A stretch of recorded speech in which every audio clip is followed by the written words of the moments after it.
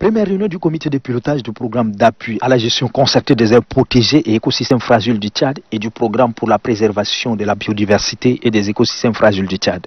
À l'entame de cette réunion, le ministre de l'économie, de la planification, du développement et de la coopération internationale, par ailleurs, président du comité de pilotage, a situé l'importance de ces deux programmes. Ce comité a pour mission d'assurer le pilotage général du programme et de décider, le cas échéant, des réorientations nécessaires au cours de la mise en œuvre du dit projet.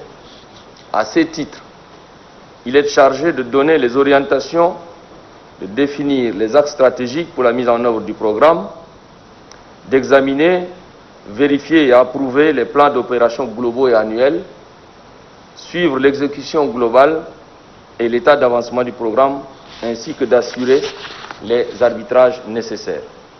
Pour le président du comité de pilotage, ces deux programmes corroborent parfaitement avec les actions du gouvernement et ses partenaires œuvrant dans le domaine de préservation des ressources naturelles. Le but de la présente réunion est de présenter ces deux programmes, AFPEF donc et ECOFAS 6, de présenter aussi l'état de leur avancement et depuis leur démarrage, ainsi que les difficultés rencontrées et des points de discussion.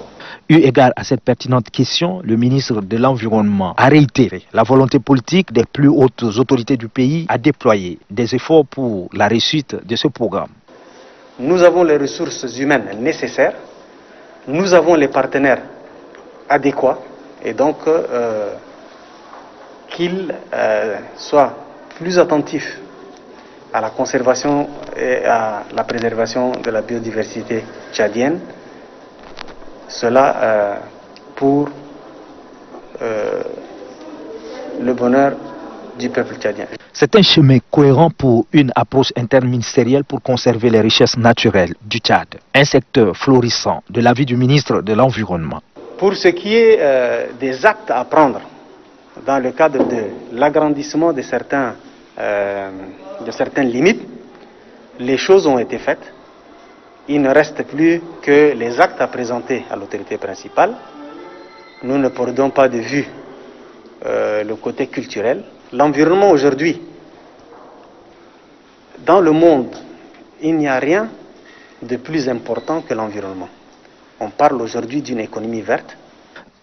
D'après le ministre, face à des actions multiples et des méthodes de destruction et d'élimination des écosystèmes, il est important de fédérer les actions pour sauvegarder la nature.